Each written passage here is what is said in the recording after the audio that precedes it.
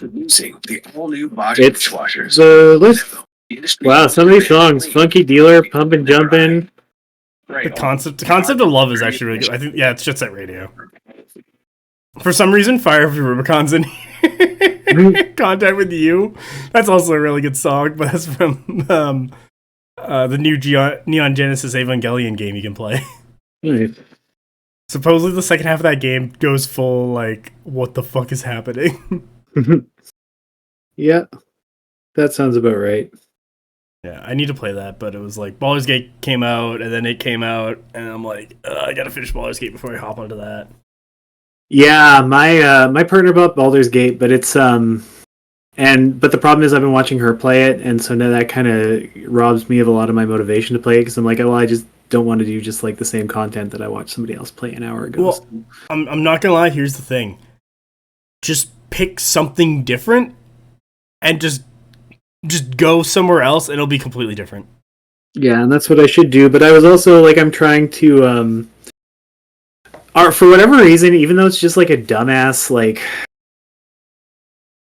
it's really, like, it's not a particularly, like, artistic game or anything, but the Armored Core 6 storyline, for the first time in a long time, like, I just couldn't predict where it was gonna go, so I got really invested in it, because I was just like, well, what are they gonna do? Who's not gonna die now? Yeah.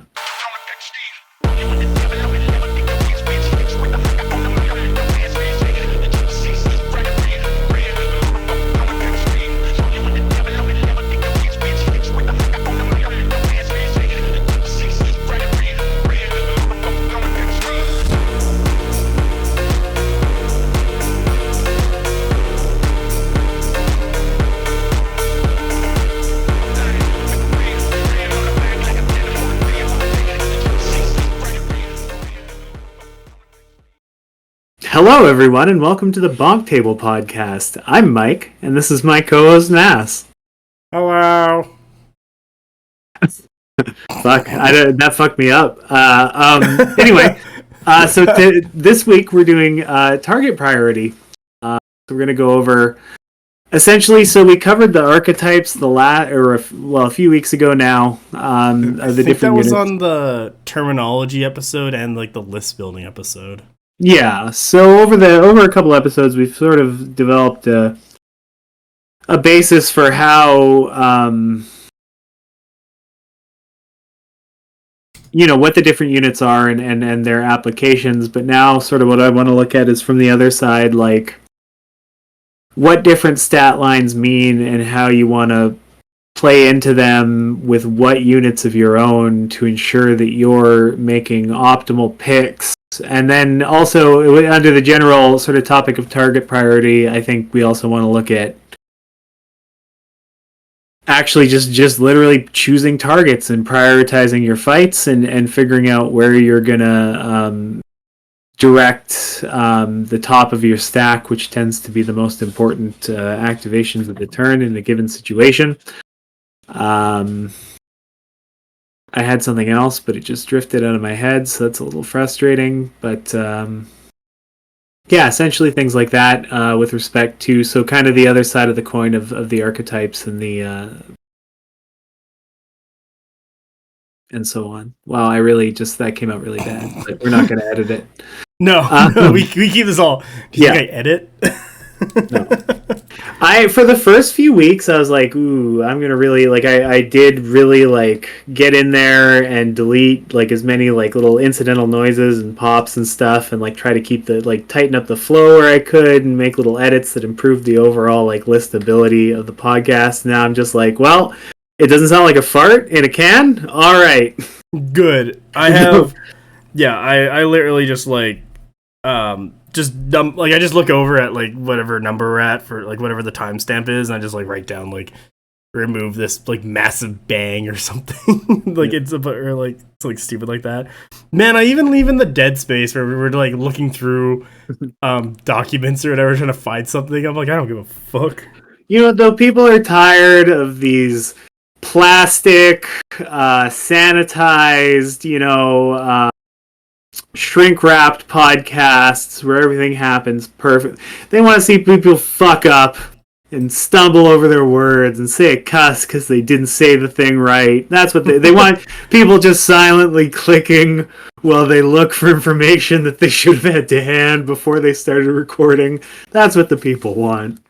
I think, what was I doing? I think I was talking to the girlfriend while I was at work, and I put in the background on YouTube, you can find like silence, but every once in a while Pikmin noise happens, and I put that on for some stupid, and then we would be talking, and all of a sudden like a Pikmin would go like, "Papa!" And be like, oh yeah, that's right, that's on. Just, that's what they want out of this. They just want us to be like, "Papa!" Silence. Optimal working conditions. Exactly. What were we talking about? We did, I guess last week we did Arcing Fire. Oh, this armor piercing. That's the one we're talking about today. For armor piercing. Nice. Yeah. And PB News. Oh, not. I ordered my female Jarl. Oh, nice. I need to do a pre-order for my Sealed Temple. I'm probably gonna get 2 boxes. I don't think I need any more. I have no reason to get any more, and if I do, there'll probably be some on the shelf. I think I have to go buy a 3rd box of Ashen Dawn, and I need to build that. So I can have my 8 stands I think I might need for a list later on. Mm-hmm. So, and then I gotta paint them. Fuck. I gotta hit that paint train. I think I'm gonna do that next time I come back from work. Is just hit the paint train hard and just finish up some projects and maybe start some new ones. Yeah, I keep thinking I'm gonna do that, and then I don't. It's literally like I'll organize in one of my Discords like paint nights where we all are ostensibly supposed to be like getting caught up on our miniatures, and I don't. I just hang out and talk. Well, yeah, that's what I want to do, but I need to physically do it with people. I have some friends who I paint with, and it's like, man, I need to get those guys together. It's tough, okay? I'm not some painting god. I just paint my minis every once in a while because I like to paint stuff. It kind of comes in waves, and that just makes it tough. And I want to be fully painted for Adepticon because you have to be fully painted. Yeah, so I'm just like, ugh. That's the other thing, is I have that to work towards now too. I know you have a ton of shit to paint. Can I just be brutally honest towards you? Get some contrast paints and say fuck it and just go to town. Like, don't even try to make it good. Just put paint on the model and say fuck it, so you can just, it's like, well, I got the 3-color minimum. Can't stop me from coming in. I don't know. My lists are getting down to alarmingly low amount of activations, so I might still be able to. Elite lists are starting to kind of really push and come out lately. I've been noticing. Kind of like the meta, but also more. Parabellum has been releasing more and more elite stuff that people want to play with and have been excited for such a long time. So it makes sense that people are going to start moving towards elite lists instead of just like general nonsense or like huge arrays of MSUs or big bricks of guys. Yeah, I mean, it's easier, like, once upon a time, and this is a very Woodrune centric take on it, but like taking a 5 regiment 3 character activation list, for instance, which I think is probably about as low as you can go and still be able to actually do everything that you need to do, and it's tight. But that's tough. God. That's tough, but if you have something like a Tauntor or like Chosen of Conquest that you know is almost like, unless something really catastrophic happens, is going to be there for 2/3 of the game, it's easier to have that kind of fight. But I think it's Woodrune are leading the pack just because we favor it naturally. Well, you have a 330-point like drum beast you can throw into a fucking list and be like, well, there's a good chunk of my list taken over by this one giant mini. Yeah. And you can run like 3 of the fucking things. Yeah, it's there are definitely like double Big Dinosaur, Thunder Riders, Chosen of Conquest, and then like Braves. Yeah, to just hold a point. You generate chance. Yeah. You scream. What is my purpose? I scream for chance. Oh my god. But I think that's interesting. Like, I like that that's becoming, because like, in terms of list building, I think for a very long time you were taking 7 to 9 regiments and 3 characters. I have experimented with 4 characters. I call them super friends lists, but they're so not viable that there's never really an opportunity for that nomenclature to take hold. It's not like Hard Mommy where you got her in every single game, so it just sticks. One day I will play the 1 regiment list, which is a character in a regiment, and be like, "That's 2,000. Go." Yeah, I've seen a couple of those as memes already, and like, I don't know, like a Thunder Chieftain on a pain train of Thunder Riders up to 2,000 points, like as close as you could get, potentially could really. I'm now going to the army builder just to find out what would 9 stands of Thunder Riders look like. Padroon. I don't care what the list is called. I literally just need a Thunder Chieftain. Where the fuck are you? You're at the bottom, of course you are. Thunder Riders. Oh, I need a Warlord. Oh, who could it be? Oh shit, he needs a cult. We'll put you into war because I heard that was good. And then 1, 2, 3, 4, 5, 6, 9. So, and then what do you take for artifacts on the Thunder Chieftain? I think you're supposed to take Mantle or something. It depends. There's actually, I would say, some discussion to that extent. Like, the intuitive pick is Elder Brontoscalps, because then you get hardened. No, that totally is right. Why is there a thing freaking out? Elder Brontoscalps requires a valid target. Yeah, it's just the way the app is designed. You have to, it creates a dependency that you have to satisfy when you add that. A dependency. Yeah. The regiment gains flurry or double. I think double time is the way to go. I think you're right, but what I found 6, so you want to just like bolt it. Generally speaking, yeah. The problem is, so the thing with Thunder Riders is they want to be killing things on the charge. They don't really actually want to fight at all. Like, they only have a middling combat profile. So they are very much Crimson Tower Knight, Crimson Towers that work. That's what I've kind of found with Thunder Riders. Yes, they have a shorter range at 6 inches, but like Crimson Towers are 7 inches. It's not a huge difference. For how far you're like have to charge or going anyway. But once the Thunder Riders even get into melee, you're still doing a ton of work. Yeah. To an extent, like they really want to be in war to get that Cleave 1, and if they're going to be fighting, like, you do want that flurry, because then I think their combat, like their stand-up fights, do become quite a bit more. Do you take a banner with Chosen of Conquest? I don't think you do. Sometimes I do. Okay, I'm gonna get rid of it because I really want to put. Yeah, you can get away with dropping it, but I hate to miss a charge. Jesus Christ, they're like fucking 80 points each. Oh yeah, they're. You know what though? Like, Chosen of Conquest, I hate to say it, possibly maybe a little overtuned.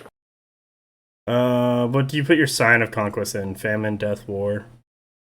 Well, that really... So, the thing about that is it really only depends for what you want to have the Braves that you're putting in his unit do. Oh, no.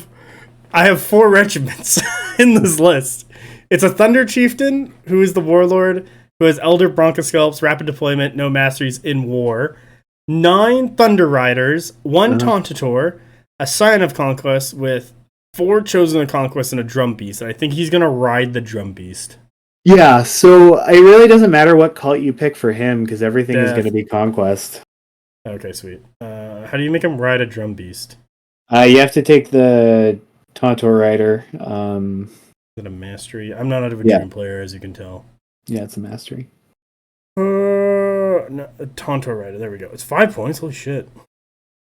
Yes. Okay, I got 10 points left over. What's a 10-point artifact? It's a hidden thing, too. He has Quicksilver Strike. The big one right now, if you're adding a Scion, it doesn't work at the point break that you're at, but just generally speaking, is to get focused on there because then he's crescendoing every turn. I mean, he's already pretty much crescendoing every turn, but that removes any doubt. Okay, so let me go here. Masteries. Oh, because focused is a mastery and can't have 2 masteries. Okay, whatever. I'll just take that off. Yeah. Okay, so he'll sit with the Chosen or Conquest. The Drum Beast will just Drum Beast. Okay, so it's 4 regiments. Thunder Rider, Thunder Chieftain, 9 Thunder Riders, a Tauntor, Sign of Conquest with Focused in Death, 4 Chosen. I think I gave him a banner because whatever, and a drum beast. Yeah, that's it. That's my game plan. Perfect. Nice. Yeah, I mean that's pretty close. I'll save this and I'll send it to you to play for next week. Yeah, that's. I mean that probably, depending on the matchup, could do okay.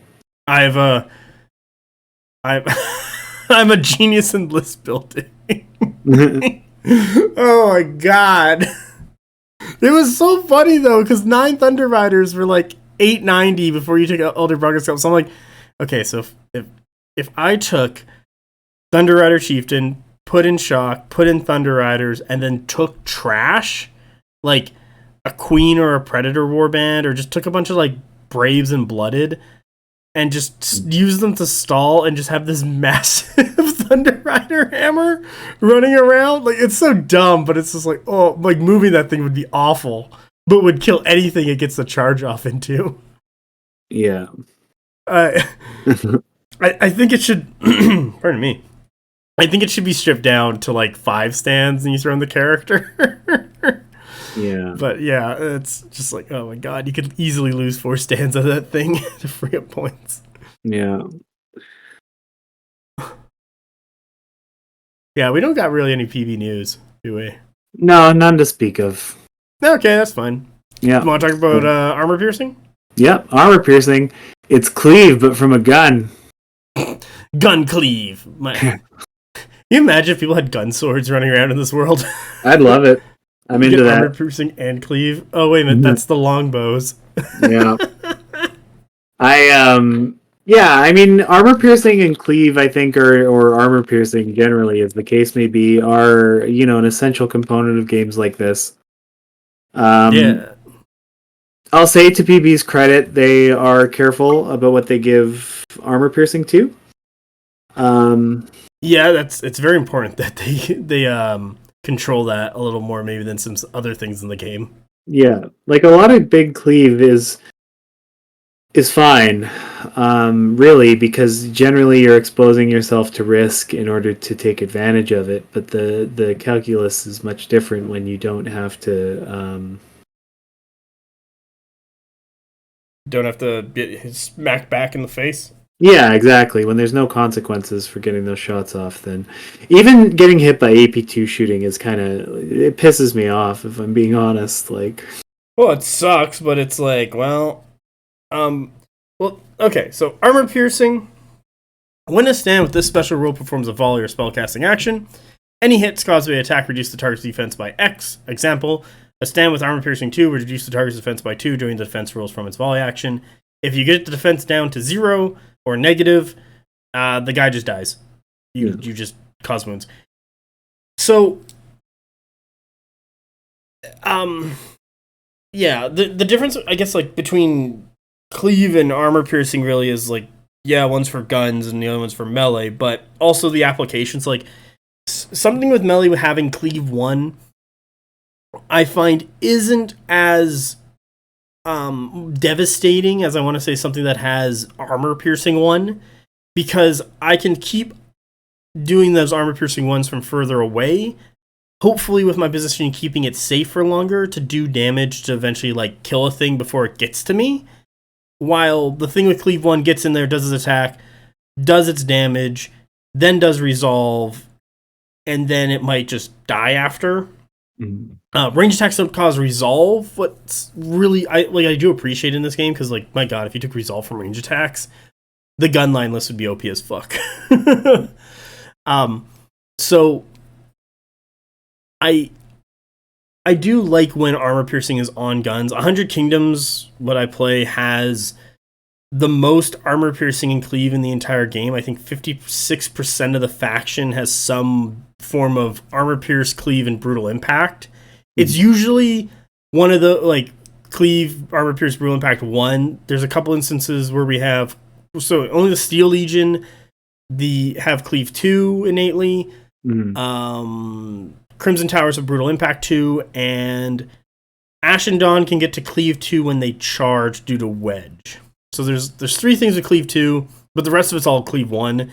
And there's times where you're taking a lot of Cleave 1, it isn't really that great because you start hitting into like Defense 4 or Harden 1 stuff. Like Harden 1 is just like, ugh.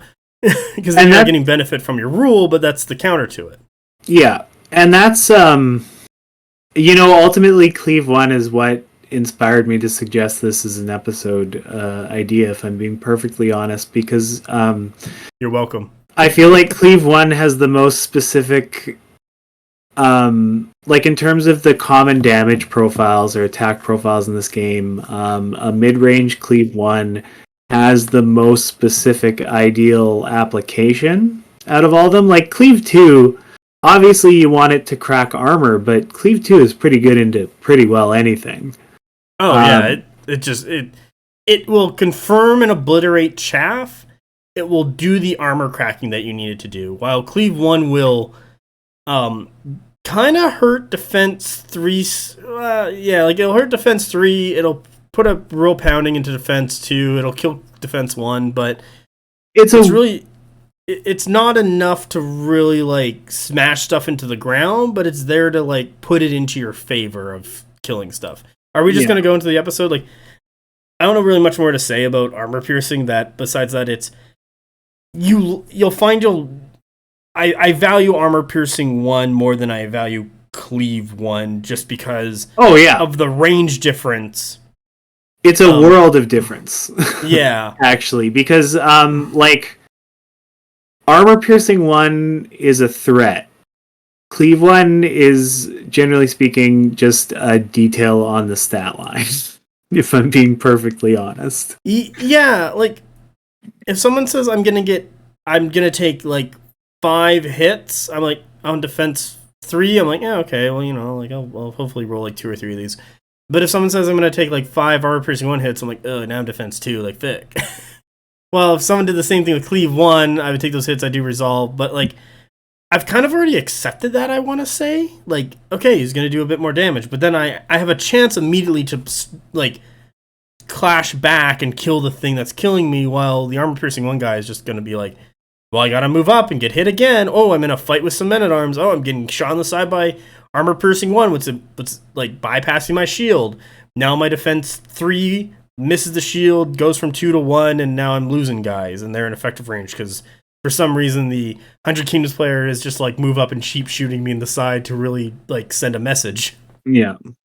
When you want to send a message as a 100 Kingdoms player, you don't bother to take aim. You just keep marching your Merc crossbows into the flanks of regiments and keep shooting. Yep. Yeah. You just shoot at point blank range, and then you ask the guys how they missed. Yeah. But yeah. Okay, so yeah, we're talking about target priority. So Cleave 1 in target priority. Go. It's all you. Yeah. Well, that's really been the puzzle for me. In Cleave 1, I feel like this is almost going to wind up being the Cleave 1 episode, because I feel like it is a puzzle in the design space of the game currently in terms of like the role it fills and its ideal application more than anything else, because like weight of attacks is pretty straightforward. Like, we'll touch on it. But it's, you generally, like, you figure out where to put it, and you put it there. Cleave 2, you put it anywhere. Cleave 3 into big armor. Big armor. But, like, Cleave 1, so there, like, on its face, everything that we just said is true, but then another, like, edge case that I wanted to mention as well is if you take, for instance, the Thunder Riders that we've been discussing, so you can give them the War Chant, which gives them, on the second tier, Cleave 1. And then don't make me pull chants, please. oh, I'm right. It's you don't. I know you're right. I just don't want to read them. Yeah, but and then you take the Violence of Action upgrade, which gives them Flurry, And I will say, like, they've got, what, 5 or 6 attacks each? Of that, I forget off the top of my head. But that, They Cleave got 1, 5. flurrying, Yeah. now that becomes a worry. Yeah, especially on their Clash 3 inspiring to 4 with Flurry, that's just confirming kills. Yeah. So I think it's like you'll see stuff with like Clash 2 with Cleave 1. I'm not worried about that because they don't generate enough hits to worry me on something that is more defensive. Like I value Cleave 1 at defense 3 and lower. Once you hit to defense 4, like 3 of the shield or something, it's not doing as much as you would want it because you're not reducing that defense as much to get it down to your opponent loses out on their defense rolls more. Yeah. Hardened 1 is mostly on Dwag. It's on a couple artifacts. Like I know you can put Hardened 1 from Elder Broncoscalps onto the Thunder Riders so that now their so now Cleave 1 isn't affecting them at all, what's really good. Yeah. So there's a bunch of old Dominion stuff that has Hardened 1, like at the Canifers, the Melee statues, the Varangian Guard, Dragon Slayers, a lot of Dwag stuff, like Hold Thanes. You can put Herald of Stone on basically anything in Dwag. I'm paraphrasing here on that one. Don't be like, the Fireforge can't take her. I'm like, yes, I know the Fireforge can't take Herald of Stone. It's fine. But there are some factions, like a lot of Wadroon doesn't have, like, I think the only thing that has Hardened 1 is that Elder Broncoscalps in the Thunder Riders off the top of my head. Yeah. In Wadroon. Wait, sorry, which? So Hardened 1 in Wadroon, I think it's only Elder Broncoscalps. Yeah. So like Cleave 1 is very effective into Wadroon. It's very effective into Nords because I think their really only defensive tech is Blessed. And the only things that have high enough armor to really defend, like really benefit from Blessed are the Valkyries. So Cleave 1 is not going to do a whole ton into them. It's kind of similar to how the Ashen Dawn operate. Like I'm not worried about Cleave 1 because I'm defense 3 with Blessed, but if you hit me with Cleave 2 or Cleave 3, then I'm in more of a worry. Mm-hmm. Unyield, what is it? Yeah, the Untouchable for the reroll 6s defensively is also really good into Cleave 1, just because you'll just reroll them into more successes. So an Old Dominion has a bunch of Hardened, so like I want to say Cleave 1 really works well into Nords, Wadroon, Spires. Spires has a Cleave problem to begin with, but I don't think they have very much Hardened at all. They just have bodies and 100k. Like, if you're running a bunch of Cleave 1, those are the kind of the 4 factions where you're going to kind of get the most out of it, just because they don't have very well counter tech, and a majority of the stuff in their faction is pretty susceptible to it. Like, Braves are your baseline shield guys, and they're defense 2 with the shield, so they get to 3, Cleave 1 that down, to 2, roll your attacks, roll your defense. But if I see something that has Clash 2 and has Cleave 1, I'm not worried because you're also not getting enough hits. But then there's stuff that has like 8 attacks Clash 2. I'm just making up a random thing, or like 6 attacks Clash 2 with Flurry. You're gonna get more hits in, and you're kind of like a chaff killer. Like you're designed to go kill militia bowmen. Usually any like archers or like range guys, merc crossbows, stalkers, hunters, Vanguard clone infiltrators. You'll like kill those things. But like that kind of unit hitting up against a defense 3, anything with a shield getting up to like defense 4, any like thing with like more than 4 wounds, like 5 or 6 wounds, like they're just gonna fall off. Like they're just gonna hit that and fall over because they just can't do enough damage to get through that higher defense. Yeah. So yeah, I want to say Cleave 1 has its targets, and it's usually stuff that is defense 3 or lower, because once you hit defense 4, it's kind of like Yeah. Things that don't have any cleave, like Men-at-Arms, Braves. What about Blooded? What are you doing, guys? You just have a bunch of attacks. Yeah, you're there to just clash people. Champion gives +1 attack. Great.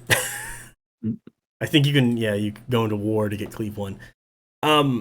But there's some things that are just like Huskarls, like they're not, like they don't have anything offensively. Like they have a good clash value, but they don't have like they have like 4 attacks each, kind of like baseline stuff. Like I want to say baseline stuff is like defense wise is 3, or somehow to get 3, like 2 with a shield, 4 wounds, 4 attacks between like class 2 or 3. Like it's kind of like baseline stuff you see a lot of on a lot of like you see on a lot of regiments or some shape or form or combination around there.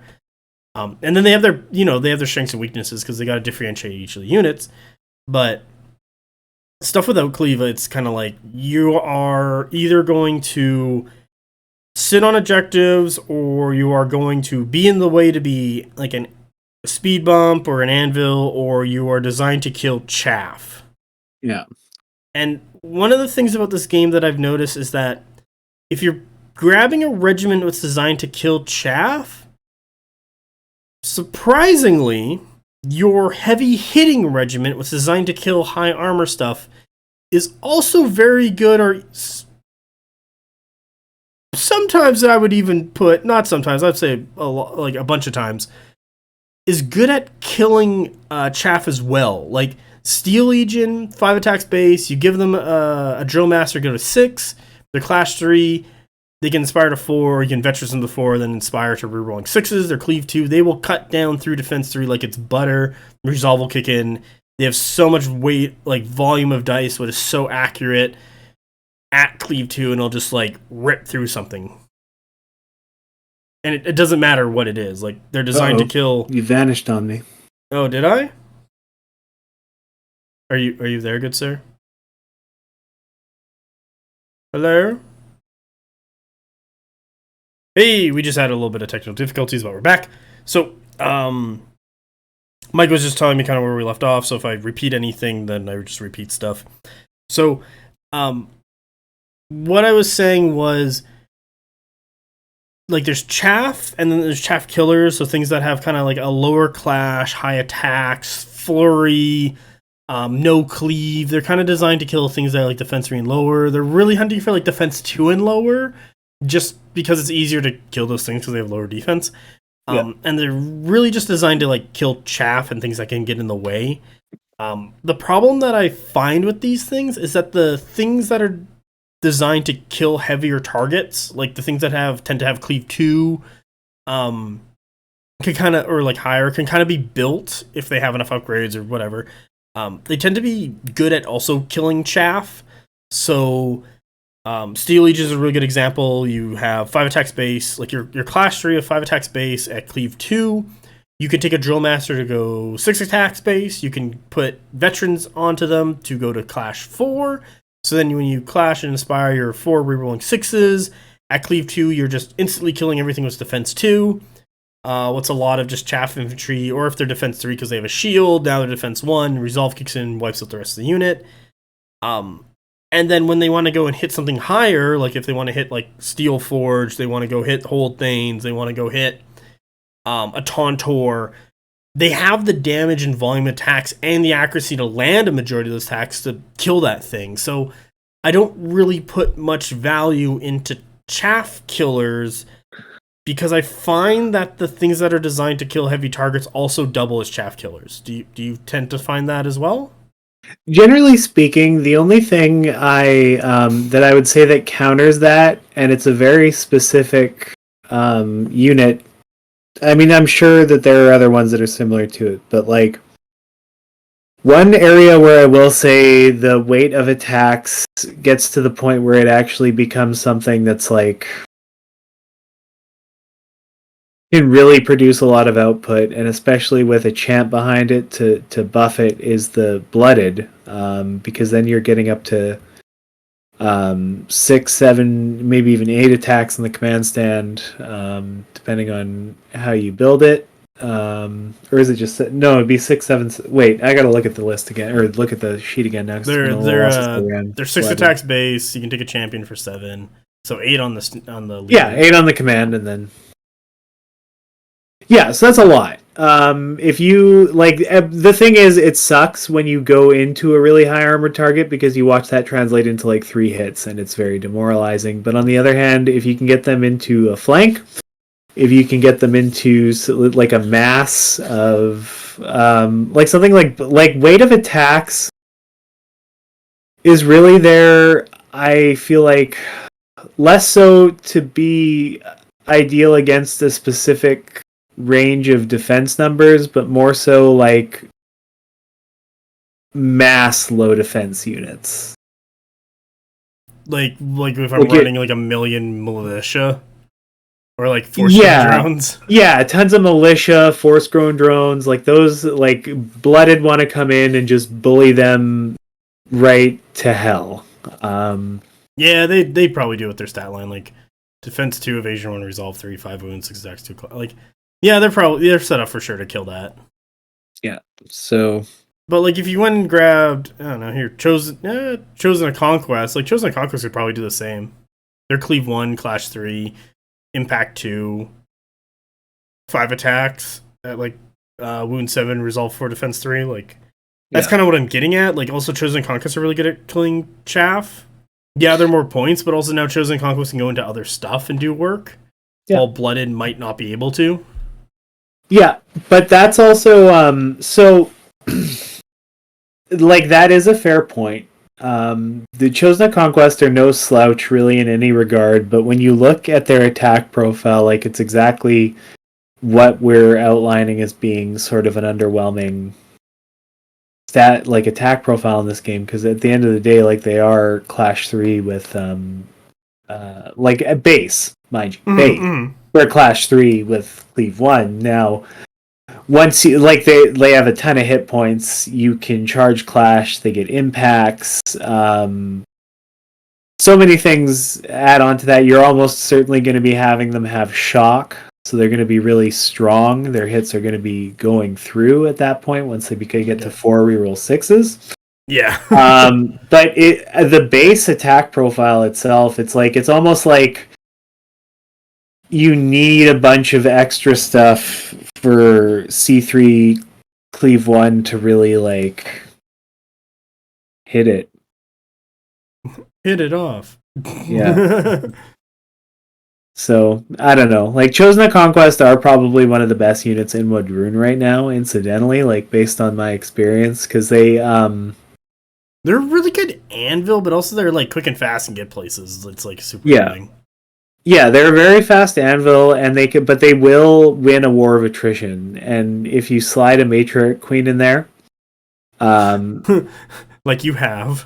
Yeah, that's my go-to strategy now. Like I build around it, and especially now that we found out that reforms, like escort reforms. Yeah, sorry to open that can of worms right in the middle of the podcast. It shouldn't be, but if it is, I'm going to use it.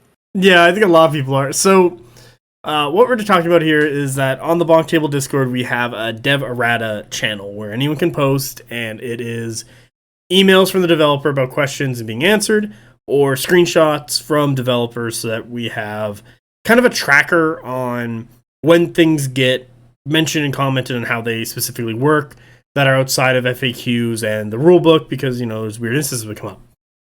So I sent an email to Leandros, and I'm like, seek new escort and reform rules, and I'm wondering if you can change the facing and reform a regiment when a character joins a new regiment due to the seek new escort rules. As I've currently read it, you just add the character stand to the front rank, move a stand in the regiment to the back to the regiment's files, not increasing the width of a regiment, but increasing the depth of a regiment. And then I'm like, however, in the attached picture, gentleman believes you get to perform an out-of-sequence full reform as well, and is quoting you guys as saying it's true, but it's not shared a screenshot or, like, you know, the email, so it's like, hey, can you provide this? So I got an answer back, and it is, so I'm just gonna, come on, pictures, open up so I can read this better. So the attached one was, you can change a regiment's facing as part of the Seek New Escort. The free out-of-sequence reform is performed exactly as any other reform except for the few additional explicit restrictions. So I got an answer back. So thank you for reaching out. You can indeed perform a full reform and adopt a new legal formation with a character. When a character joins a regiment as seen in the screenshot attached. They then linked me the resolving the action for the reform and was like, remove the character from its current regiment. The regiment immediately performs a free out-of-sequence reform or clean reform action to form a new legal formation, making sure to only reduce ranks by the minimum amount needed to fill the gap created. Then the target regiment immediately performs, I believe, a reform again. So there you go. You could just do it. So I guess that's a bit of PV news. Supposedly the Germans, especially Hannah, was abusing this in 1.15. Whoa. No, go ahead. But that was funny to hear. A little bit of a hard G, but yeah, Jesus. So now that they know this is legal, don't be surprised if players start moving, like just seeking characters back and forth between two regiments to just do free reforms when the character moves to like adjust themselves for shit. Yeah. No, I'm gonna be Tokyo drifting all around the battlefield. Yeah, does the character go over there? All right, everyone move. Character go back. Oh, everyone move. Yeah, no, that's gonna be something. Because I did not know and did not think that's how that worked, I never attempted it. Now I might try and add that into my strategy of figuring out how I'm gonna get away with it. Because, like, I want characters that are kind of like dead characters that I just literally take for the warband, but don't expect them to do anything. So if you're taking like less upgrades, it's kind of good. But if your character is designed to have a bunch of upgrades to buff up that regiment, you kind of want to leave them in that regiment so that they can do stuff. It depends on what the characters are and how you can move them around. Like the nice thing is for me for this, and actually it's a perfect example of why this is broken. I think probably the best example is I can't take Matriarch Queen in a Chosen the Conquest unit by default, so I need to have her come in usually with hunters just because that makes the most sense. Because then she can score early, which is another problem that they need to fix. And then she escorts into the Chosen of Conquest. So what can happen now is if I build my stack right, I can draw into Hard Mommy and have her seek new escort into the Chosen of Conquest, who now effectively are getting half of a fluid reform because you can't change their the layout, but you can essentially adopt a legal facing. Or you can change the layout based on what's legal under the rules, but the important thing is that you can take the new facings. So and that's often what I'm doing with fluid reforms, is adjusting my facing at the beginning and the end of the turn to make sure that I'm maximizing. So now I'm getting that for free. Then we go over bounce a character. Yeah. So now stay with me here. Now she's given me a chant token as well. So let's assume that we're starting from 0. So now we go over to the Chosen the Conquest, who are now going to activate with Hard Mommy. They're going to add a Conquest token. And then I'll choose to chant, because they're Fanatic, that will automatically add an additional chant token as Fanatic, or count as being one extra token higher. So now it's tier 3. So essentially, I've gotten 4 actions for this regiment Now, granted, there's a gap from the reposition to the next 3 actions, but it is still essentially, if you're thinking about it in those terms, a 4-action activation for your Chosen of Conquest.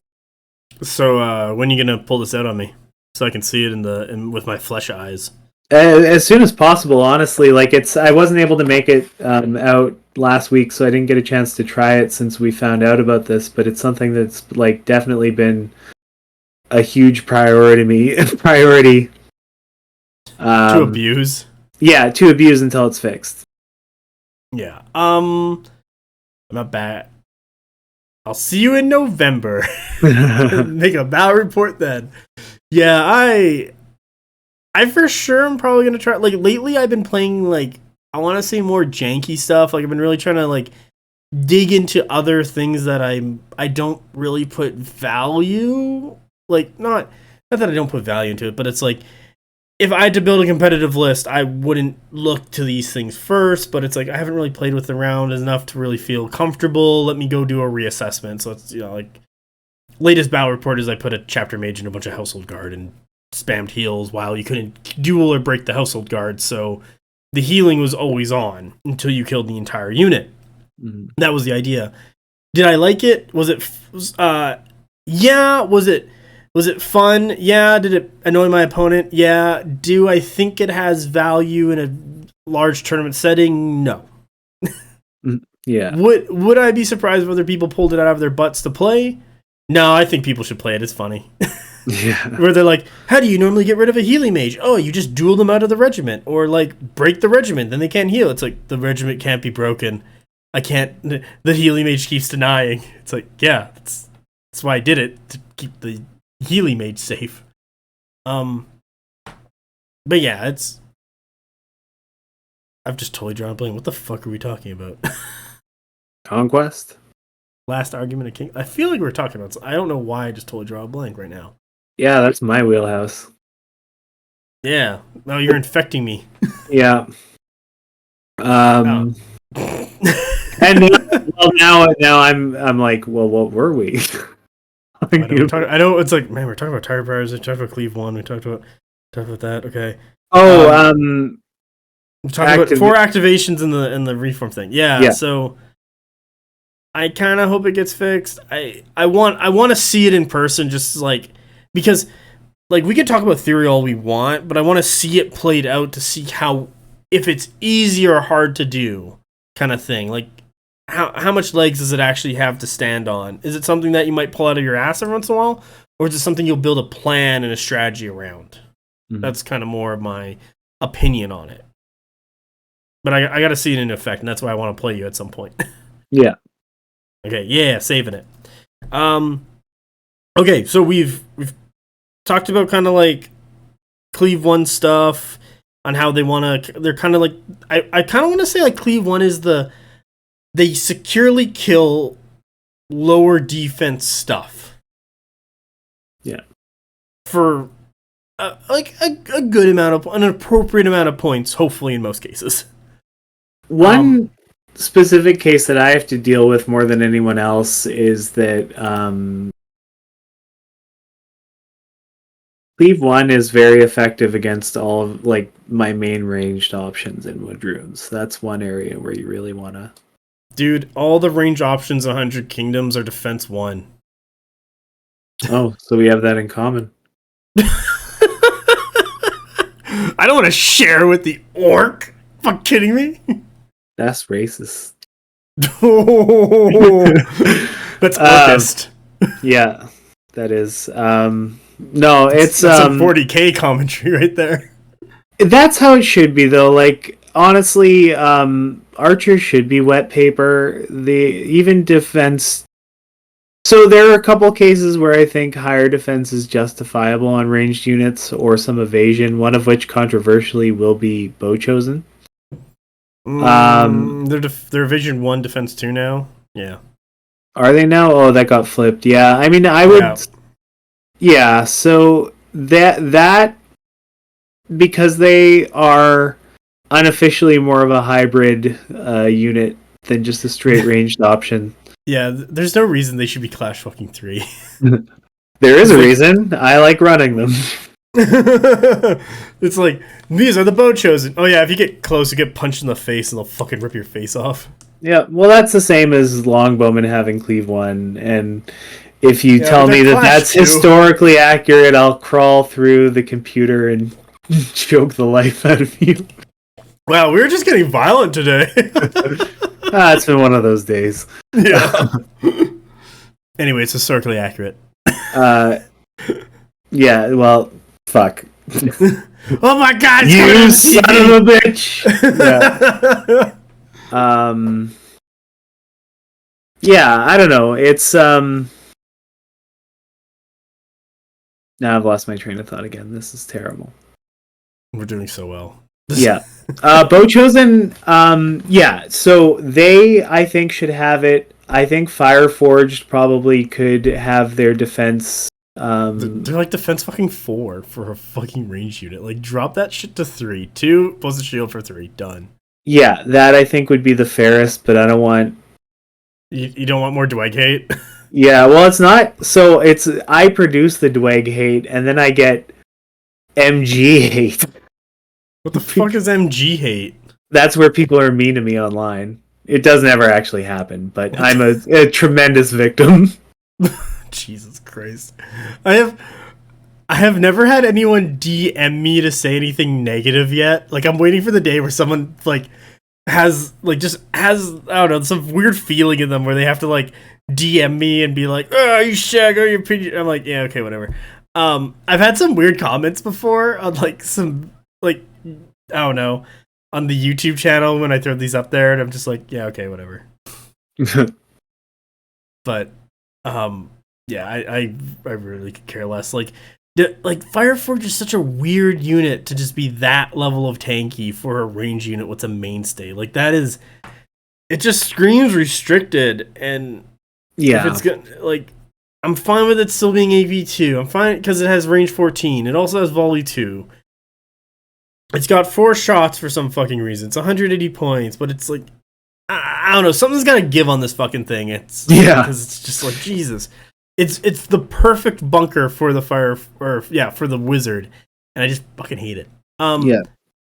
So yeah, what else can you say about target priority? How about we talk about target prioritization in general? Because we've kind of been going down specifics of things you want to like they're kind of like hunters. Like, these regiments hunt down these regiments. Like, X hunts down Y, Y hunts down Z, Z hunts down 1, like, stuff like that.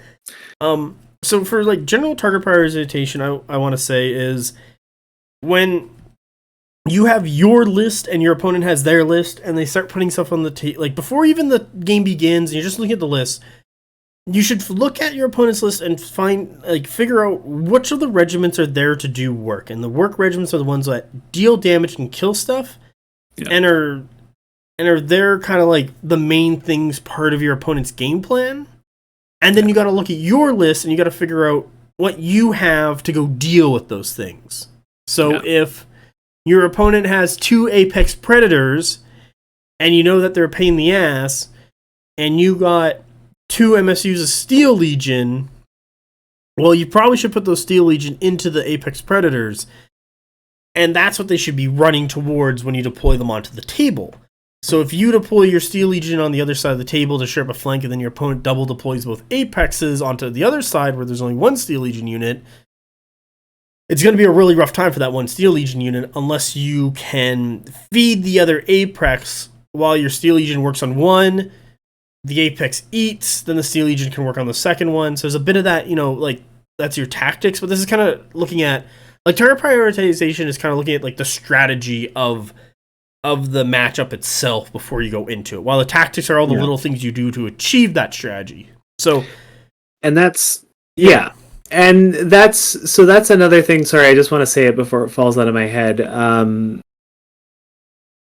Another thing to consider when you're actually, like, deploying and figuring out how you're building your board is that every only the first deployment happens in a vacuum, and then every deployment after that is going to be informed by the ones that come before it. Like,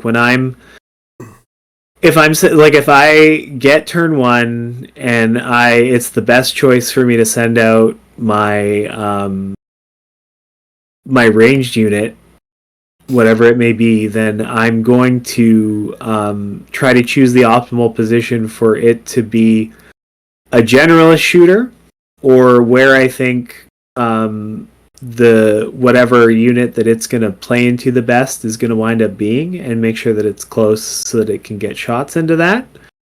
But then every other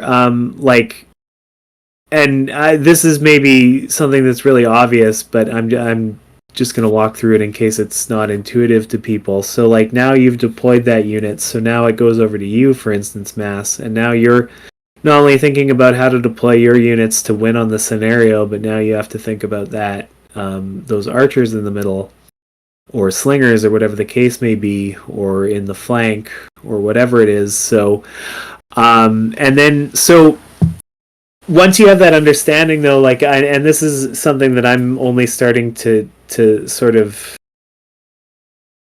actively try to accomplish as I do this, or as I play games of Conquest, is like, you can make your opponent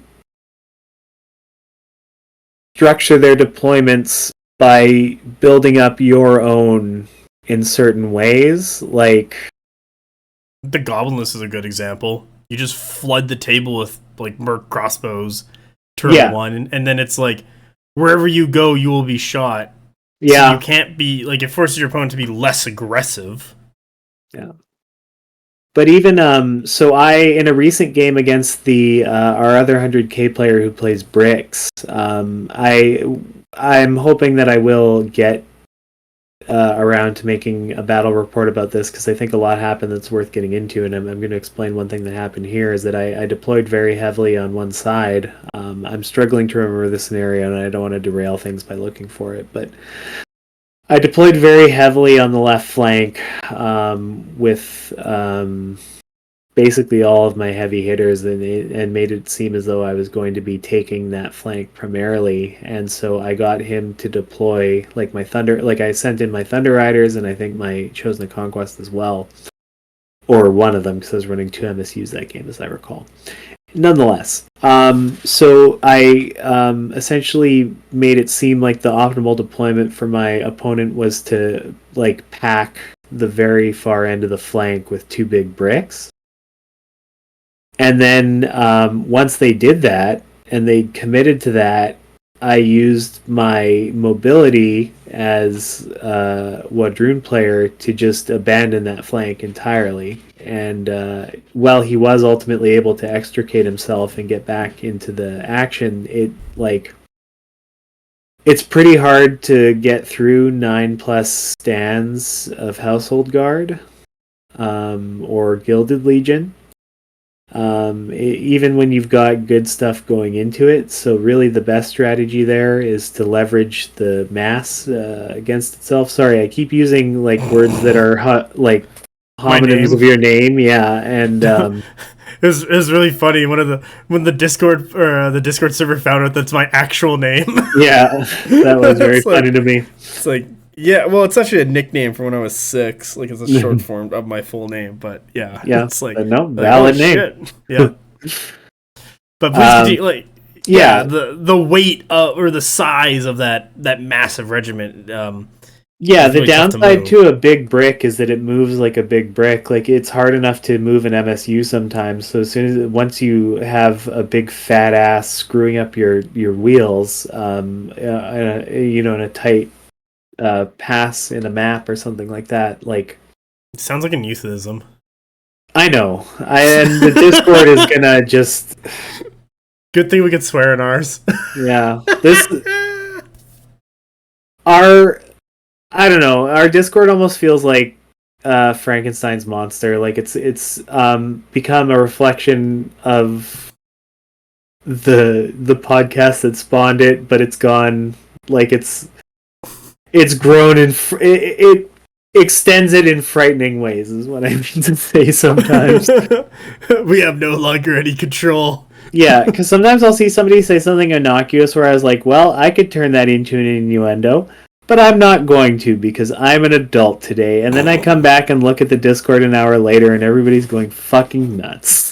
So even if I do my best to be good, things still happen. I just watch out just to be like, yeah, no one's fighting. Good.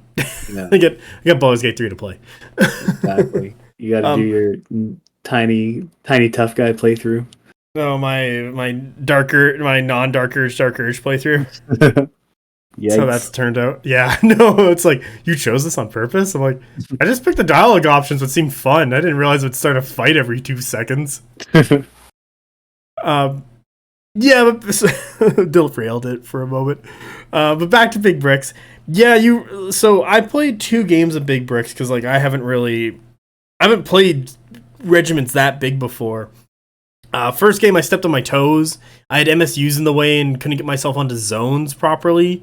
So I zoned myself out, and then my opponent just had to like run in front, and I couldn't get on the zones and got outscored. And then the next game, I staggered my 2 regiments, so they should have been moving at the same pace, being like at the same interval kind of thing. Like one deployed on turn 2, the other one deployed on turn 3. So now they're staggered, and if they were together, it would have helped a lot more because it's just 2 big threats, and them being staggered just didn't really help that much. So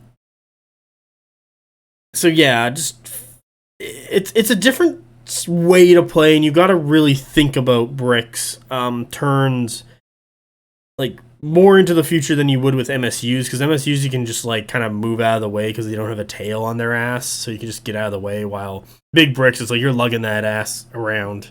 Yeah, and also junk in the trunk. Also, an MSU can go 2x1, which sometimes is helpful. Oh yeah.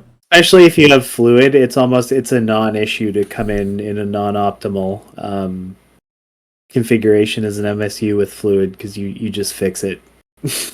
Yep, right before you need to charge and do work. Yep. I do want to give you props. I'm actually like really proud of you for forcing your opponent to commit heavily to one side and then using your mobility to actually just run away to take the other side, and forcing them to waste a lot of time. What can really help draw out the game, because the game does end at turn 10, and I've seen a lot of players are like usually done the game by like between turn 6 and 8. Yeah, but there's like 2 other turns there that you can use to your advantage, and you can slow it down, or you can take it longer if you know you can like outscore and outpace your opponent and delay that fighting through the mobility of your faction or what you've taken as regiments in your list. So yeah, it's really good. Yeah, it's so as Wadrun, I think more than any other faction has to be able to, you have to know when a fight is just going to be unwinnable for you, and be ready to take advantage, like leverage all of the movement advantages that you have to make sure that you're like more so staying out of trouble than where you need to be. If I'm being honest. Well, you as it seems like as the Wadrun player, you have to pick the most advantage fights for yourself and maintain control of who charges first. Like it kind of seems, because not many Wadrun regiments can hold up in a straight up brawl. No, you'll like I found it's like similar to Nords, where a lot of Nords regiments can't stand up to a straight up brawl, so you kind of have to like either bait and sack some or set it up so that you can get in there and do work before your opponent does work towards you.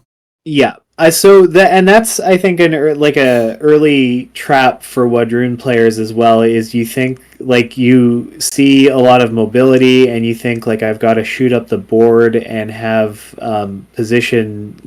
have early game positioning advantage, and that's how I win. It's really not with us, because that just means we get the shit kicked out of us a little bit faster. I find I play a lot better as Wadrun when I slow it down and make sure that like I call them murder balls in my head, but it's just like and this is common. Like it's basically the play style of city states just applied to Wadrun, but like there's a couple of like combinations of regiments, and I mean we're going to play a game in a couple weeks, and you're going to be able to use all this information to your advantage. But whatever.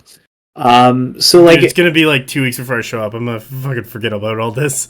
I hope so, but like it's so using your slingers and hunters to force bad decisions is one of the big ones.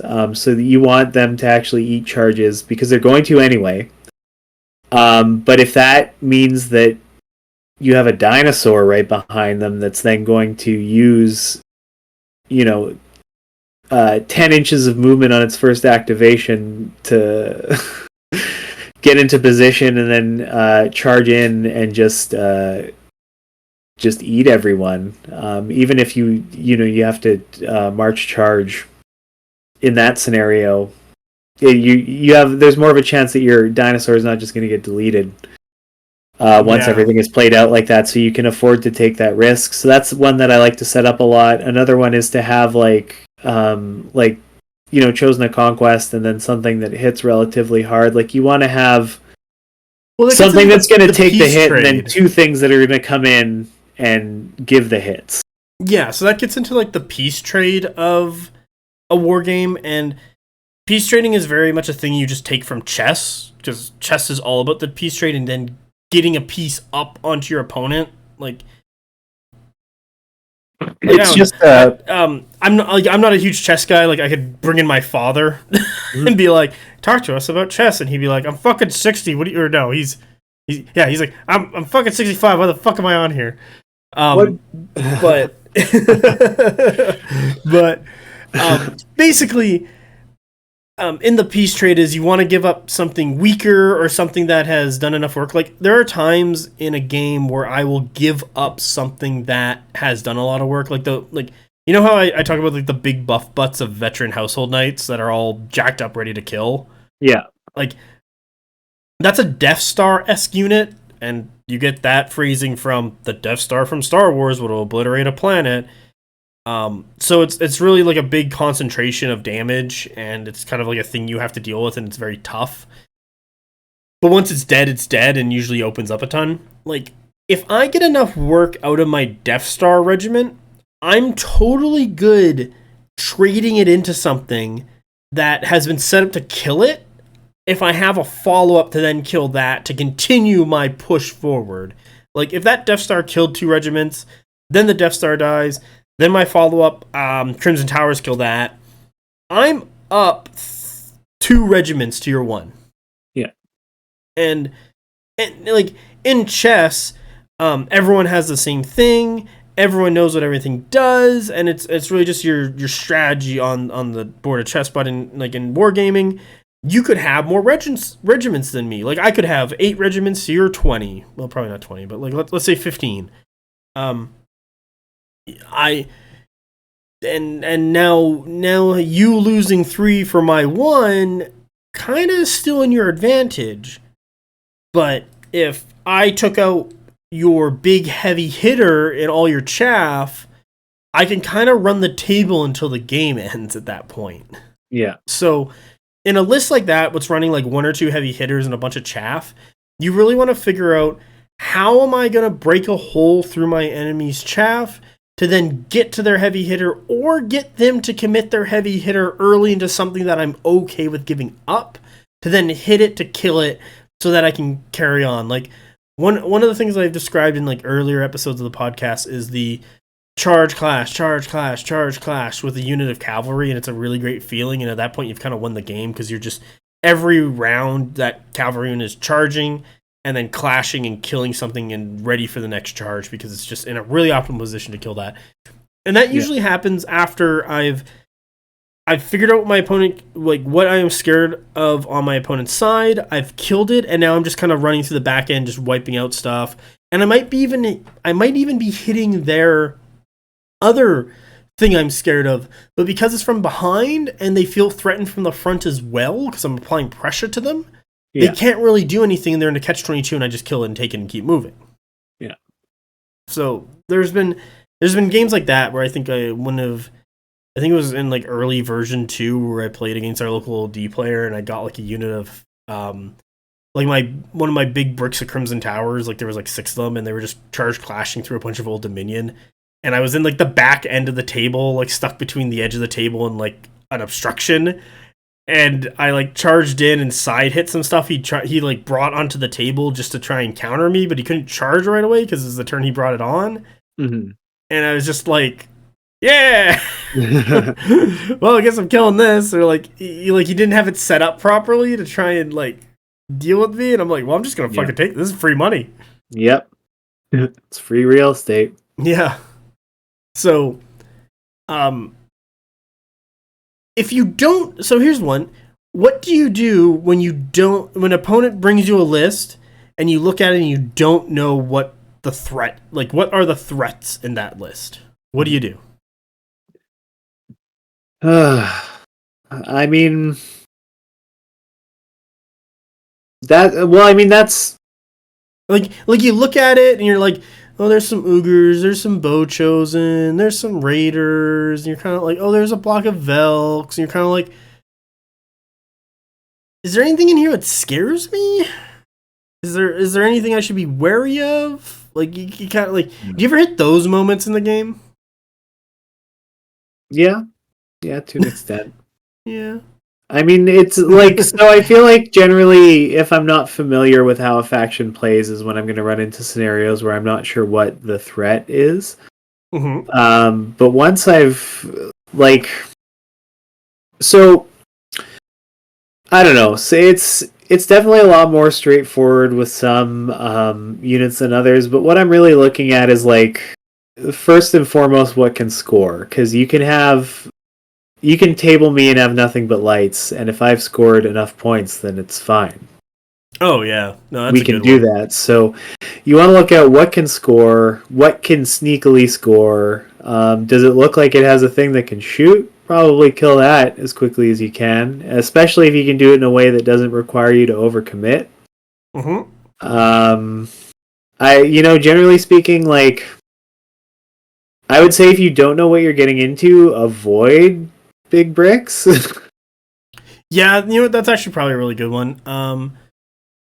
Because those things are literally designed there to sit on its own and sit on forever. So you kind of want to bring a little bit more weight of numbers into it, like something to tie it up in the front. Maybe not your like super hard hitting like hammer unit, and then have that hammer hit it in the side so it's more receptible to damage to try and cut through it more. You kind of have to treat a giant brick. You kind of have to put like 2 or 3 regiments into a giant brick to start kind of really putting some work into it so it's dying quickly. Yeah. Is what I've seen and found when I applied to giant bricks and when I've had it applied to me. Yeah, the only time that I've ever won against a big brick in a war of attrition without multiple regiments was when I also ran 6 stands of Chosen to Conquest, and that you had a big brick off. Well, and that's another thing to. So one thing that's been helping me out a lot, just in terms of playing better, is to think in terms of like wounds, which seems weird and like. No, I don't know. I just think like no, actually it doesn't, because I was listening to some Warhammer podcasts, and this is years ago, and one guy said, I don't look at the group of 50 orc boys as 50 orc boys with guns and shots. I look at it as one orc with 50 wounds and like 40 attacks on 5 ups kind of thing. Yeah. Like that's how you kind of want to see it. Like, you want to not look at it as each individual guy or each individual stand. You kind of want to look at more of this regiment at this size. What can it get done at this time? Yeah.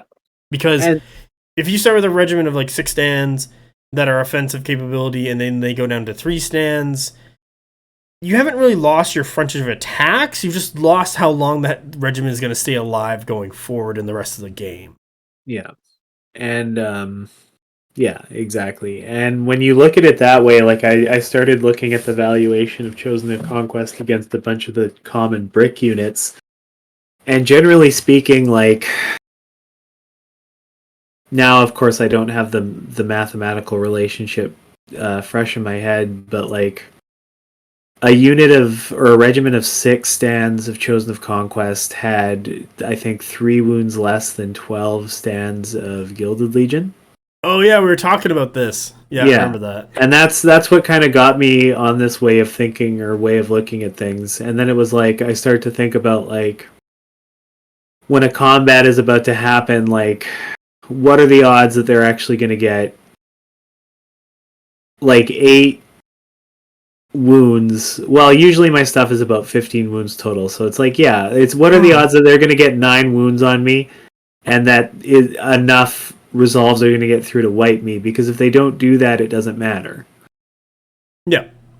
And that really has, I think, improved the overall quality of the valuations that I make for the combat engagements that I take.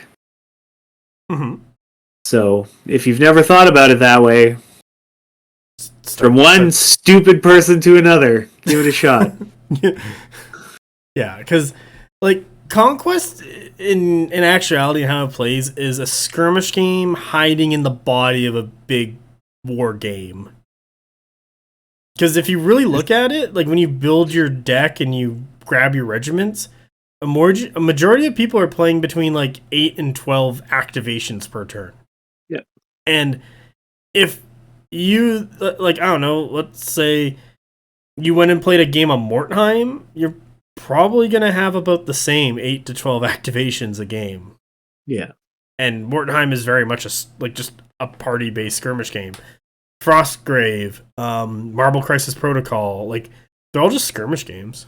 Yeah, exactly. And I kind of like that. Kind of puts it like for Conquest, it makes it very easy to pick up and go with just pushing trees around and doing stuff. Like one guy who I was trying to get into the game, who lives like 2 hours away from us, he was like kind of like apprehensive playing Conquest. I'm like, dude, you play you played with 50 models in War Machine. Think about it.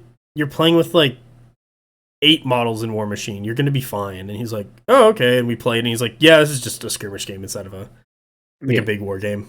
Exactly. Yeah. What else are you going to talk about? Like, should we talk about guns, or what else you got?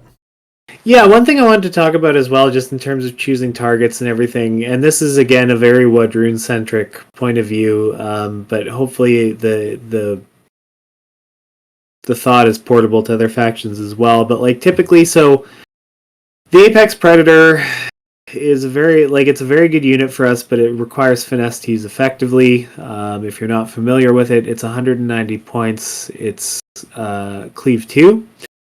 It has deadly blades. It has some middling impact attacks. It's got good resolve. It's got okay defense. It's base clash 3, so it goes up to 4, maybe 5, like maybe 4 reroll 6s. If you've got shock, it can chant Conquest. So it does have a lot of power, but it is relatively fragile. Your inclination is to throw it into the really heavy-hitting stuff on the opponent's side so that you can hopefully get some exploding 6s on Cleave 2s and put in some work there, and that's a totally valid way to do it. I think having a dinosaur backing up your guys, it has Terrifying 2 as well, so it cleaves their resolve. So it's good as in a murder ball, to make sure that you get a lot of output once you've got the unit that you're trying to take down stuck in. But what I also really love to do with the dinosaur is, because you can chant Conquest with it and get the extra movement, is you just send it into the backline and kill objective chuds. It will one round Merc crossbowmen, men at arms, anything with a stat line like that. You'll, like, generally speaking, you will lose it pretty shortly thereafter, but I've definitely had my dinosaur get behind their line and just start cleaning up and just wiping out soft targets. I would say the Apex Predator, so the Mountain Jotnar went up from, I think, like 170 to 190 recently. Yeah. And the Apex Predator is better than a Mountain Jotnar. The only difference is that it has 11 attacks instead of 12. Yeah, the Apex Predator really is probably stat and like rule to point one of the most best costed units in the game. Yeah, and it's really designed to. I think it's good as an MSU hunter. Yeah, I think that's where it really excels. I think if you see a brick of something that's like 5 to 6 stands and like their defense 3, you're kind of like, not gonna be able to kill all these guys. They're gonna stick around. I'm defense 3. If they got any cleave 1 on them, I'm gonna get like kind of fucked up here. So probably not the best to get stabbed by thing. Like it's susceptible to cleave 1 for sure because it's defense 3, but it has a great stat line just to go kill MSUs or kill other monsters, because like monsters kind of come out as MS, like they're costed a bit higher than MSUs. It's kind of the same quality, because I think I'm just gonna go grab Steel Legion because you're a good example. The thing that rules about the Apex Predator is at its cost. It doesn't. It's not. Well, it doesn't. It's not the end of the world if it holds a point, or if it kills MSUs, or if it does like it's so valuable. Like you get so much value for it that it's fine as long as it does something. Yeah, if you lose it for nothing, it kind of sucks though. Yeah, that's well, but I mean, you could say that about any unit. Yeah, but I don't give a shit about my men-at-arms. I don't give a shit about Merc crossbows. I don't give a shit about there's a lot of things 100K I do not give a shit about. I can't have that mentality. No, because you need the chance. That's the thing. Like as a Wadroon player, you need there's a certain amount of stuff you have on the table, which is regiments where you can generate enough chance per turn to chain together key chance at key moments to do key amount of work. And once you start losing out on your chant generation through your list, it starts getting real tough for you, I've found, as we've played games. Yeah, it definitely, once I can't, like, there's a turn, I would say 4 to 7, if I'm not losing too many units for bad reasons. That's pretty ideal. Like, even if I make mistakes building my stack, I'm generally hitting chance how and when I want them to. But once you start to lose regiments, and especially if you lose a character in a regiment, it can be really painful. Yeah, you free chant. Yeah, you run, and you can definitely put yourself in situations where, depending on how things work out, like either circumstantially, or because of the number of activations that you have, or the combination where just like you're not actually really, you're maybe getting some tier 1 chance off, but really not doing much of anything, and that's that's where you get just it almost is so.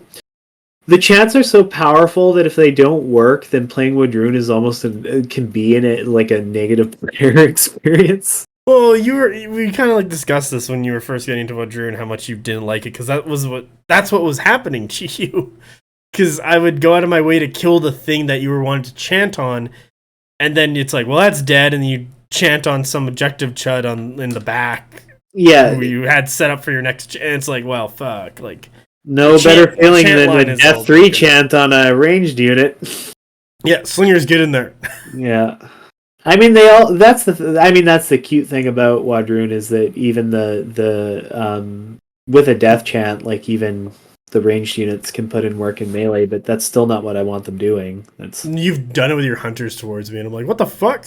You're just losing shit to hunters? Like, god damn it. It's a good surprise, but it's really only a surprise once, and then you start to play around it. Well, or you force your opponent into that, and you just take it on the chin because you're like, well, I got rid of the good thing, and now I'm just getting attacked by hunters. Yeah. But yeah, so this has been a good Wadroon episode.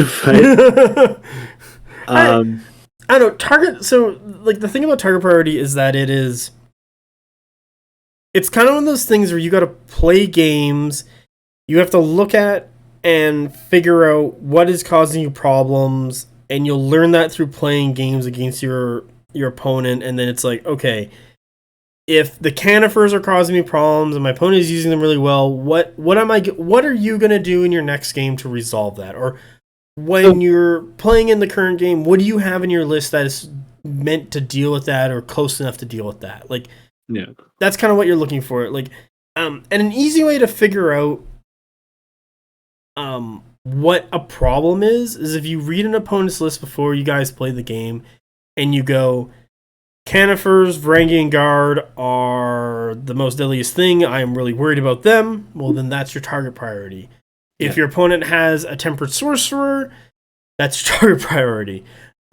Like, I played Bailey, he had 3 units of Hold Warriors, unit of Hold Thanes, Dragon Slayers, Hellbringer Drake, Fireforge with a wizard, Hellbringer Drake had a wizard, and Infernal Automatas.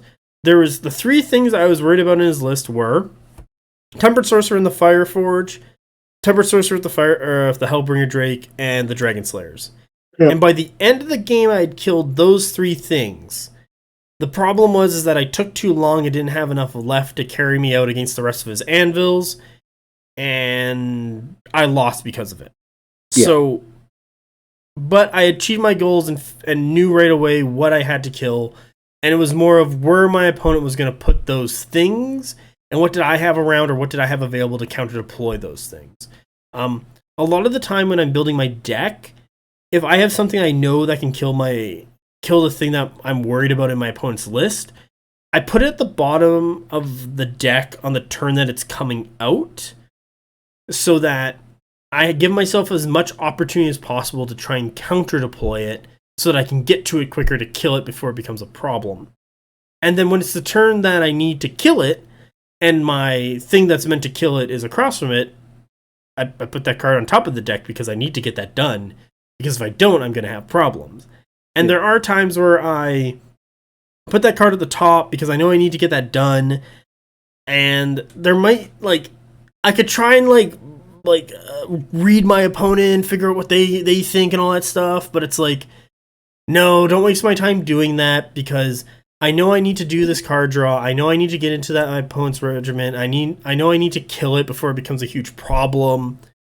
Because there's times where I draw and it's I win the roll off, I draw the card, I kill my opponent's regiment, and then they draw one or two cards, and they get to it, and I'm like, okay, I could have had a turn or two, and then I could have dealt with it, but it's no, I've secured the kill. Yeah, I'm very much about securing the kill. I will. There's times where something's left on 2 wounds, and I have a unit of longbows or merc crossbows who could shoot at something to start work on that, but I'll move it to kill off the 2 wound thing because I'll secure the kill and I don't have to deal with it anymore. Yeah. I'm very much kill confirmed. Yeah, I mean, a unit that, or a regiment that's still alive is still tying you up in combat. It's still able to throw out hits. It's still able to shoot. Score. It can score. So I love regiments. I love Steel Legion that have killed regiments and they're down to 2 health and they just sit on a zone for the remainder of the game. It's fucking great. Yeah, I honestly it's become very rare that I will feel confident enough to not inspire on a, 3/4 dead enemy or unit or regiment, just in the hopes that I'll be able to do it with a flat roll and have that extra action to do something that's going to get them. I used to think that was something that I would generally want to do. Maybe if a unit was on 1 wound, I would start to consider that. But anything more than that... I would for sure do it on 2 or 3 or less. 4 is kind of maybe. But I don't trust my dice. Yeah, that's why I do it. That's what it comes down to. The time that I need that to not happen is when it will or won't, as the case may be. Yeah, and it's I confirm the kill and then I can move on next turn and deal with whatever I have to do. I don't have to be there's times where if I have to be that level of aggression, where I have to roll flat. Kill, move, or kill, charge. Probably something else is going wrong in the game for me to have to start doing that. Yeah.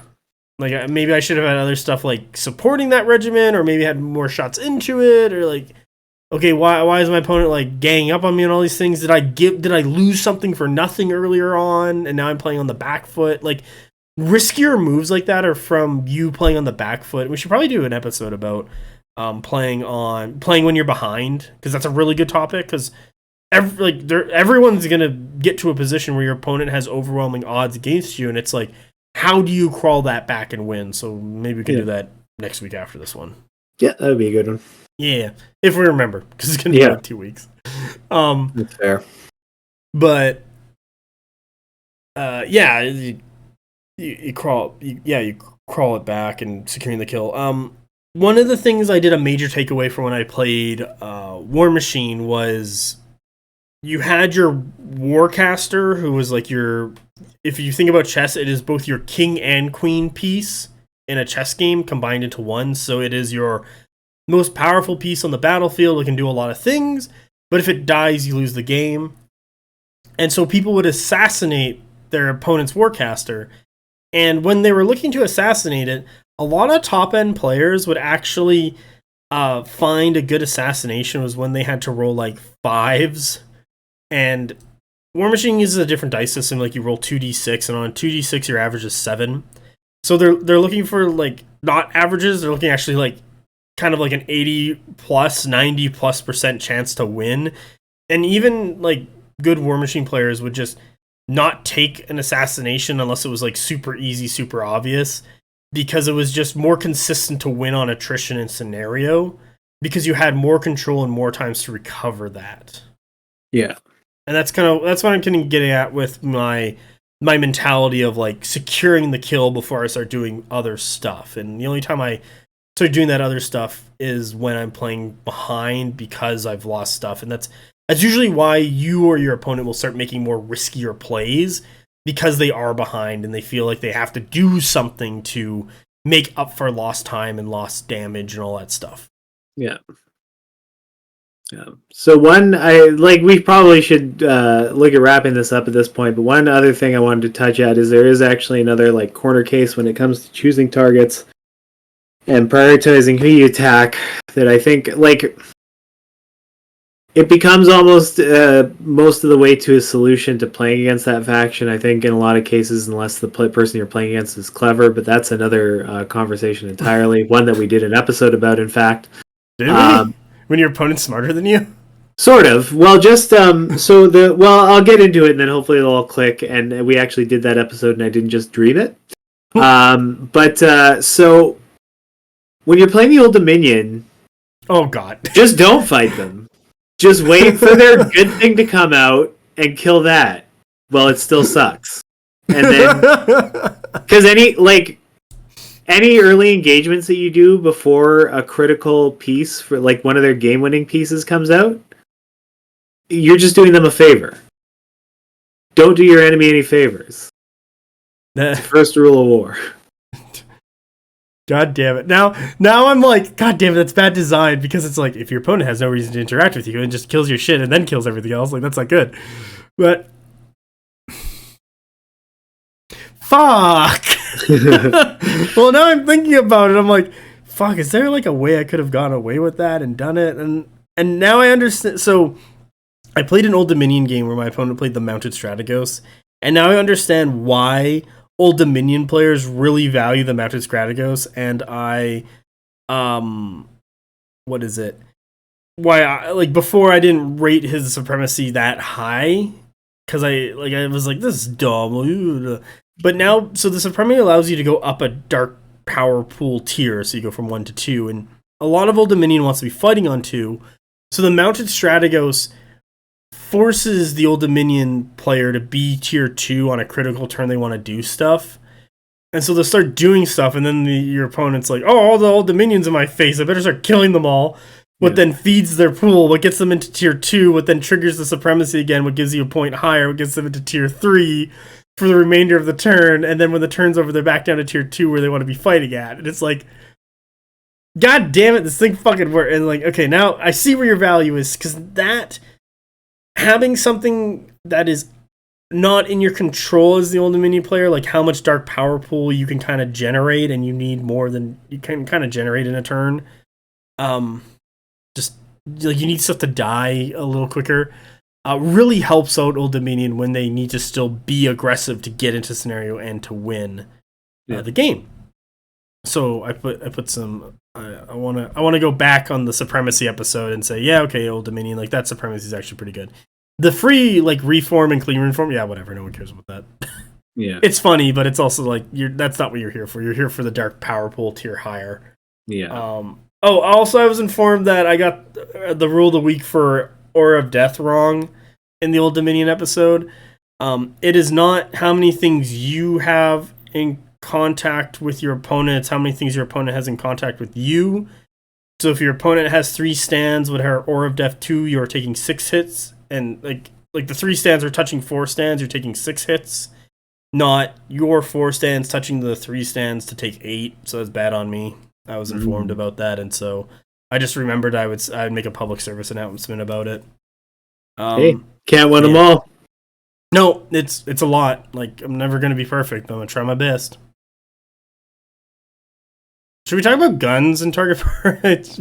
I think after we talk about guns, because Magic kind of falls into the same thing. Mm-hmm. So when you're shooting stuff, if you have a bunch of guns, let's say you have 3 or 4 range regiments, you kind of want to focus fire.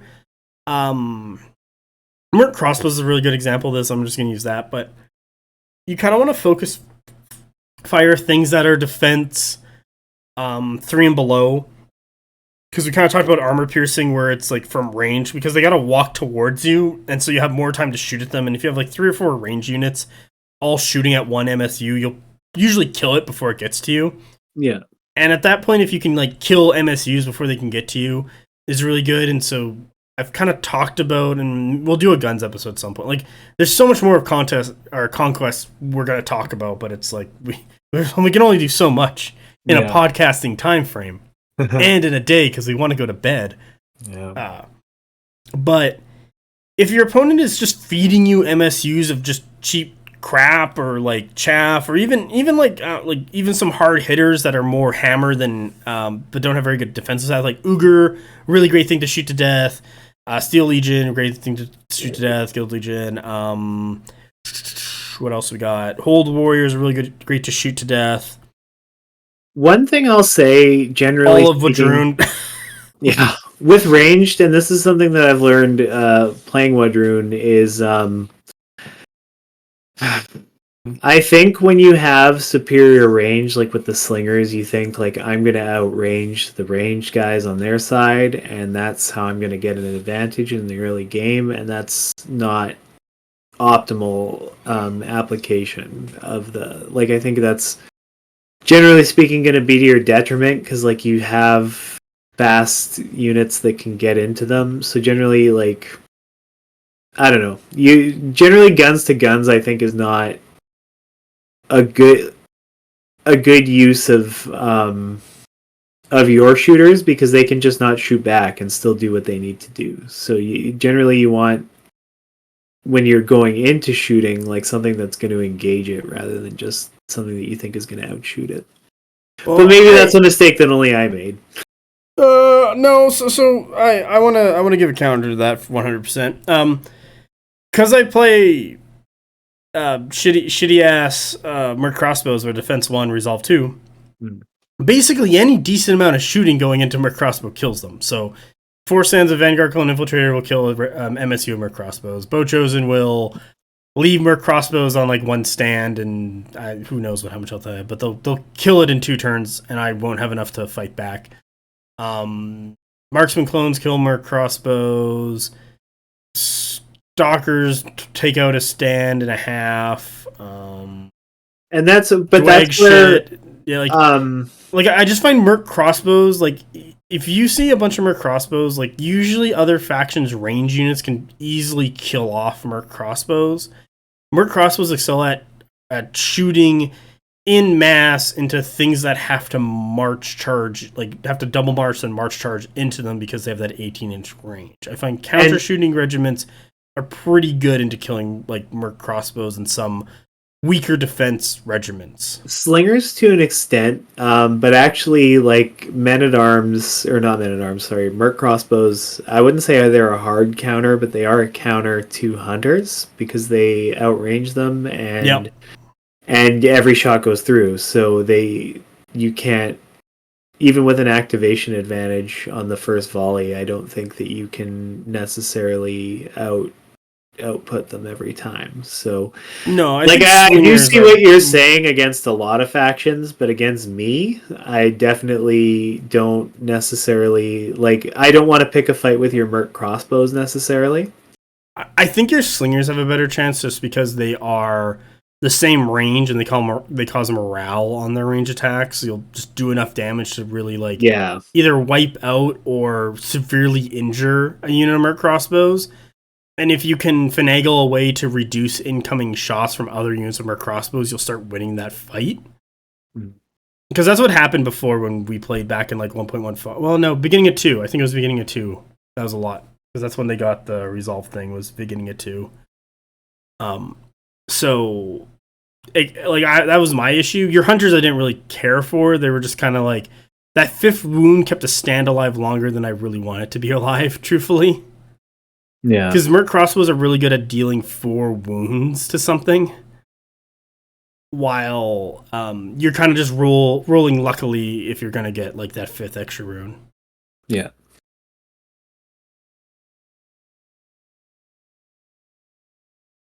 And so magic is just that, but morale. Yeah. We know. Just do a Magic Man episode. It's just David Blaine. What if I got really good at close-up street magic? And then... Oh, God. Oh, no, David Blaine, I'm levitating. Please stop. No!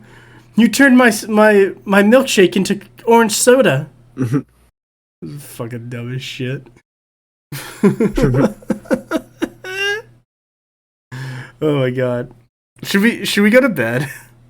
Yeah, I feel like we're gotten a little silly at this point. Yeah, It might be. I hope the listeners got something out of target prioritization out of us. They might not have. No, I don't. What the fuck we know? I don't listen to these after they get made, and this is one of those ones where I'm glad that that's my artistic practice. So I used to listen through them when I would edit and just like pick everything out. But now I don't, and the only time I listen to them is actually when they come out, because I'm too lazy to pre-listen to them. And then I usually listen to them to figure out like, oh, what could we have done better? Why did that sound dumb as fuck? Oh no. Sometimes I only listen to them once and I'm like, yeah, okay, cool. Yeah. I'm a different kind of narcissist than that. But one thing that I find very funny when I do edit these is sometimes I'll find something that like absolutely needs to go.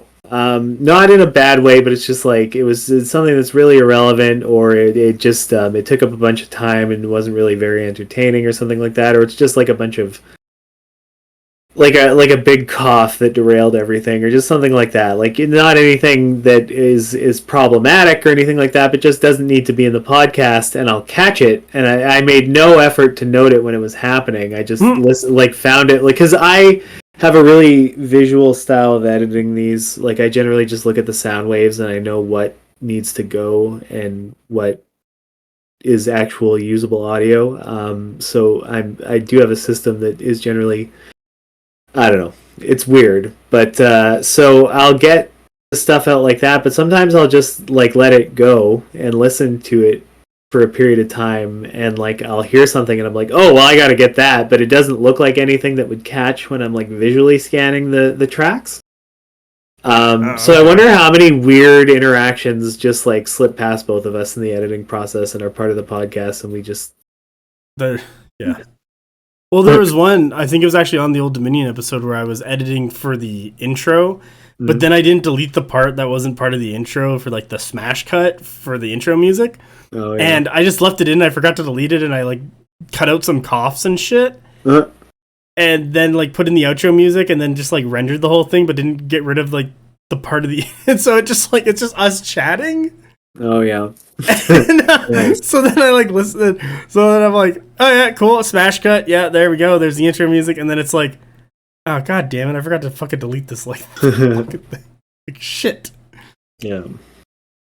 I've been there. Because I didn't delete it because I needed the timestamps for, because I have a notepad that I just scribble on like the timestamp of like when we make coughs or dumb shit. Oh, that's a good system. Wow. I just have a notepad. I just write down roughly like, oh, at like 36 minutes something happened. Like, great. I just get in there and assume I'm just gonna do it perfectly on the first try. Oh man, I go in.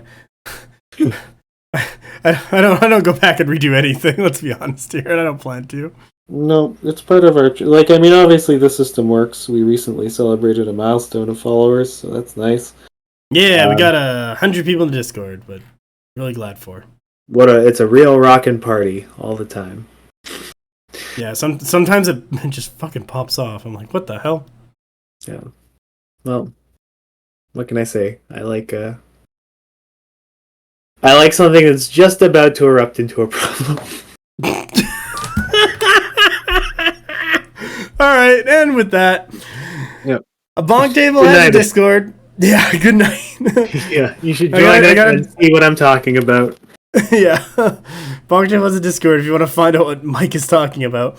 BonkTable has a YouTube channel, battle reports and lore readings. I've started to put up live battle reports so you can see my flesh hands and human face and play an actual game in person.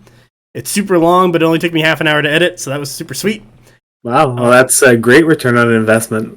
Oh yeah, no, I have to get better lighting though. I was. We talk about that later. Yeah. Thank you for listening, and I hope you guys have a great night. Have a good one, everybody. Bye.